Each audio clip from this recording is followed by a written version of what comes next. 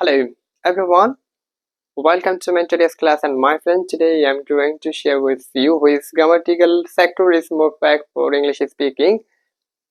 So প্রিয় দর্শক শ্রোতা আমরা আজকে আলোচনা করব যে আসলে ইংলিশে দক্ষ হওয়ার জন্য গ্রামাটিক্যাল সেক্টরের কোন কোন গ্রামার পার্টগুলো অনেক বেশি গুরুত্বপূর্ণ ইংলিশে কথা বলার জন্য এবং এই গ্রামারগুলো কি কি এবং এগুলো কিভাবে কাজ করে এবং আমরা কিভাবে এটা বাস্তবায়ন করব এবং কেন কাজে লাগে, ঠিক আছে?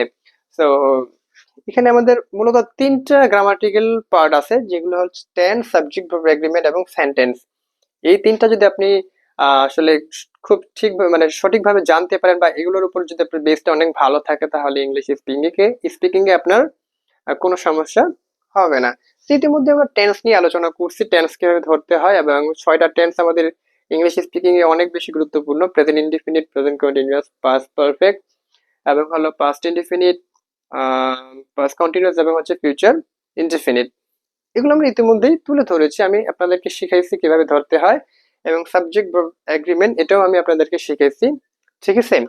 এবং হালকা করে আজকে একটু সেন্টেন্স নিয়ে আলোচনা করব। আমরা জানি সেন্টেন্স পাঁচ প্রকার, তার মধ্যে হলো অ্যাসার্টিভ আবার দুইটা, অ্যাফার্মেটিভ এবং নেগেটিভ, ইন্টারোগেটিভ, তারপর হচ্ছে আমাদের ইম্পারেটিভ, অবজেক্টিভ এবং এক্সক্লামেটরি।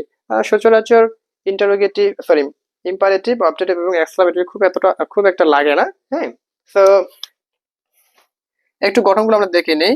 অ্যাফার্মেটিভ সেন্টেন্সে subject plus main verb plus object, আর নেগেটিভের ক্ষেত্রে হয় যায় subject plus auxiliary verb plus not plus main verb plus object, আর ইন্টারোগেটিভে হয় আমাদের auxiliary verb plus subject plus main verb plus object, শেষে প্রশ্নবোধক। আর ইম্পারেটিভে আমাদের দুইটা, একটা ভার্ব প্লাস অবজেক্ট দিয়েও হয়, একটা প্লিজ বা kindly plus main verb plus object দিলেও হয়। আর অবজেক্টিভে may plus subject plus verb plus object দিলে হয়ে যায়। আমাদের জাস্ট এই গঠনগুলা মনে রাখতে হবে এবং এক্সক্লামেটরি সেন্টেন্সটা খুব একটা লাগে না, হ্যাঁ? তো তো আমরা চলুন একটু সেন্টেন্সের মাধ্যমে এগুলোকে একটু বোঝার চেষ্টা করি কিভাবে কাজে লাগে এবং কেন গুরুত্বপূর্ণ এবং কিভাবে আমরা এটা বাস্তবায়ন করতে পারি। আমি এখানে একটা সেন্টেন্স বা বাক্য লিখেছি, সে বই পড়তেছে।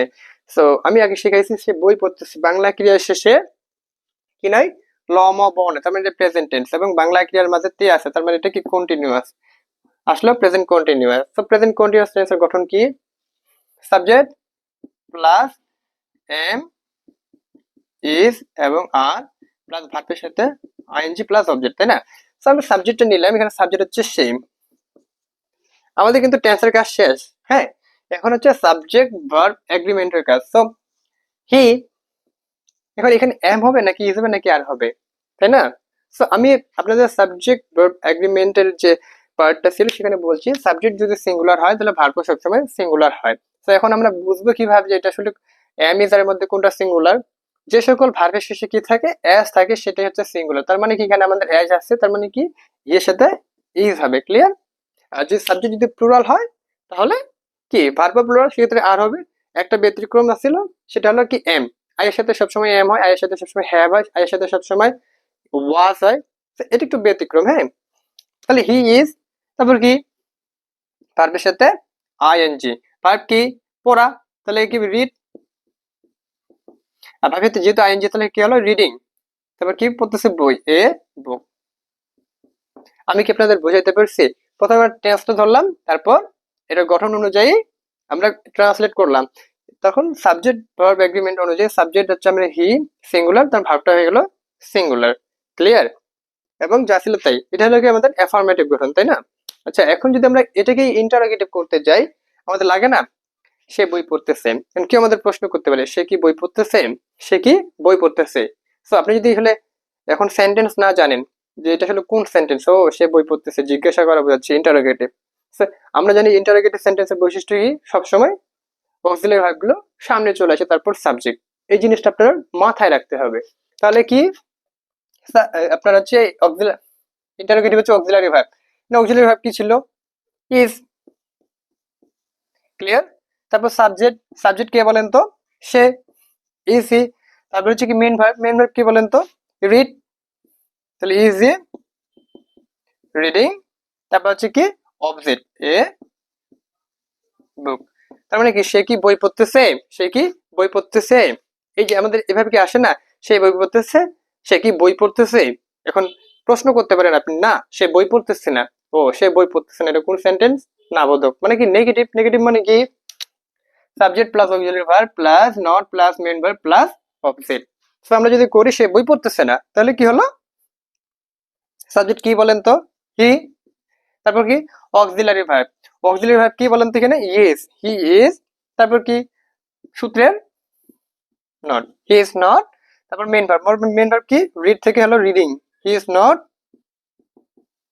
Reading a book. এভাবে মূলত কাজগুলো আমাদের করতে হয়, ঠিক আছে? সে বই পড়ে, হি রিডস এ বুক। সে কি বই পড়ে? ডাজ হি রিড এ বুক?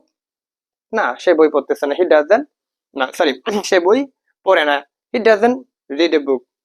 এইভাবে কিন্তু আপনার ইংলিশ স্পোকেনে এই সেন্টেন্সের আসলে কি বলে যে গুরুত্ব থাকে, ঠিক আছে? আপনি যদি এভাবে অনুশীলন করতে পারেন তাহলে কিন্তু আপনার আস্তে আস্তে আস্তে আস্তে ইংলিশ স্পোকেনটা আপনার কি বলবো ডেভেলপ হবে।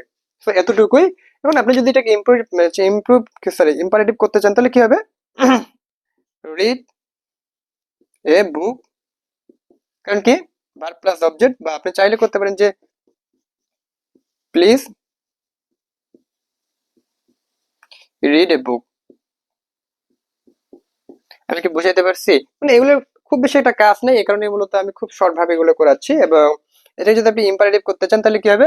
শুরুতেই মে নিতে হবে, তাহলে মে, সাবজেক্ট কি হি, মে হি, তারপর হচ্ছে কি ভার্ব রিড এ বুক, মানে কি সে যেন বই পড়ে। সো এতটুকুই ছিল আজকের ক্লাস, এবং কেমন লাগলো অবশ্যই জানাবেন, এবং আপনাদেরকে অসংখ্য ধন্যবাদ আজকের ক্লাসটি মনোযোগ সহকারে দেখার জন্য। এবং এরকম আরো নতুন নতুন ভিডিও পেতে চাইলে আপনারা অবশ্যই আমার ইউটিউব চ্যানেলটি সাবস্ক্রাইব করতে পারেন, সেই সাথে আমার ফেসবুক পেজ আপনারা ফলো করতে পারেন। সো দেখা হচ্ছে পরবর্তী কোনো ভিডিওতে। সে পর্যন্ত সবাই সুস্থ থাকবেন, ভালো থাকবেন। নমস্তে।